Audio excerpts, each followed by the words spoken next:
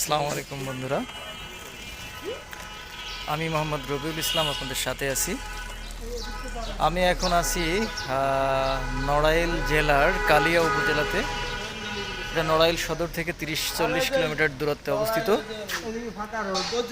এটা একটা দূরবর্তী এলাকা নড়াইল সদর থেকে।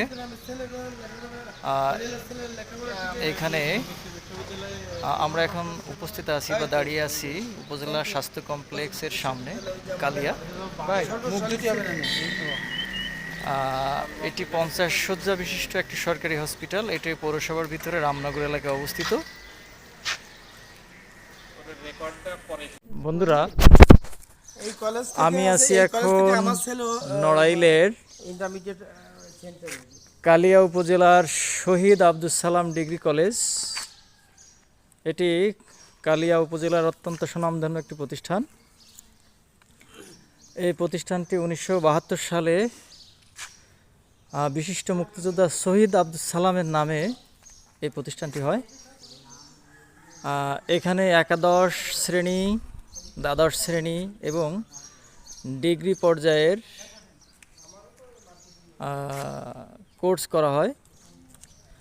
এখানে এই কোর্সগুলো জাতীয় বিশ্ববিদ্যালয়ের অধীনে আছে।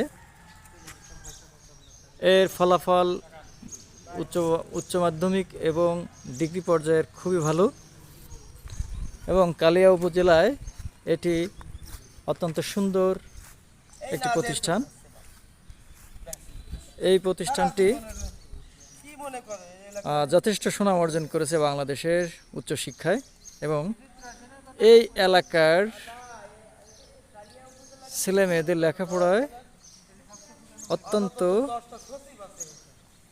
সুনাম অর্জন করেছে। বন্ধুরা, আমি আছি এখন নড়াইলের কালিয়া উপজেলার সেই বিখ্যাত সুচিত্রা সেনের মামাবাড়ি সেন রথযাত্রা মন্দিরে। এটা বেশ পুরনো এবং ঐতিহাসিক একটি মন্দির। এই মন্দিরটি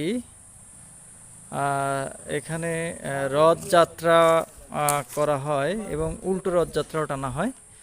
এটা হিন্দু ধর্মাবলম্বীদের জন্য অত্যন্ত গুরুত্বপূর্ণ ভূমিকা পালন করে বা ঐতিহাসিক ইতিহাস সমৃদ্ধ। এখানে যে বিল্ডিংগুলো দেখা যাচ্ছে এগুলো অত্যন্ত পুরনো, সেনদের করা। এখানে হিন্দুরা বিভিন্ন রকম পূজা অর্চনা করে থাকেন।